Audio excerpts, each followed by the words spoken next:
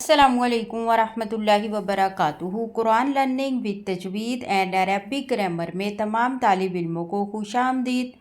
آج کی کلاس میں ہم سیکھیں گے کہ جب یہ ضمیریں کسی اسم کے ساتھ جڑ کر آتی ہیں تو ان کا ترجمہ کیسے کیا جاتا ہے اور یہ قرآن مجید میں کس طرح استعمال ہوتی ہے۔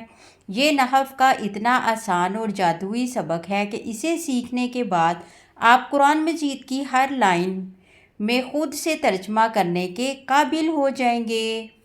سب سے پہلے ایک چھوٹا سا قاعدہ یاد رکھ لیں، جب بھی کوئی ضمیر متصل کسی اسم کے ساتھ جڑ کر آتی ہے تو وہ مرکب اضافی یعنی کہ ملکیت بناتی ہے، یعنی اس کا ترجمہ کرتے وقت اردو میں کا، کے، کی یا میرا، آپ کا، اس کا جیسے الفاظ آتے ہیں۔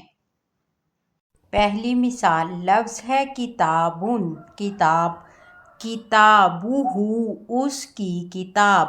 ہو کا کیا مطلب ہے؟ ایک مرد کی، یعنی کہ اس ایک مرد کی کتاب۔ کتابہا، اس ایک عورت کی کتاب، اس ایک عورت کی۔ کتابکم، آپ سب کی کتاب، کم آپ سب کی۔ کتابی، میری کتاب۔ کتابنا، ہماری کتاب، نون زبر الف نا، ہماری، جمع متکلم۔ دوسری مثال رب، پالنے والا، ربہ، اس کا رب، ربکا، آپ کا رب، ربی، میرا رب، ربنا، ہمارا رب، ربہم، ان سب کا رب۔ ہم کا کیا مطلب ہے؟ ان سب۔ نا، ہمارا، کا، آپ کا، ہو، اس کا۔ دین، دین، مذہب، دینہ، اس کا دین، دینک، آپ کا دین، دینی، میرا دین، دینکم، آپ سب کا دین۔ مثلاً قرآن میں ہے لکم دینکم ولیہ دین۔ رسول، رسول، رسولہ، اس کا رسول، رسولنا، ہمارے رسول۔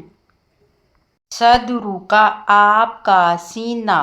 مثلاً قرآن مجید میں ہے الم نشرح لک صدرک۔ اعمالنا، ہمارے اعمال۔ اعمالکم، آپ سب کے اعمال۔ قلوبہم، ان کے دل۔ مثلاً قرآن مجید میں ہے فی قلوبہم مرض۔ آپ کا ٹیسٹ ہے، لفظ ہے بیتن، بیتن کا مطلب ہے گھر۔ آپ نے کومنٹ میں لکھ کر بتانا ہے کہ ان دو الفاظ کا اردو ترجمہ کیا ہوگا؟ بیتہ، بیتنا۔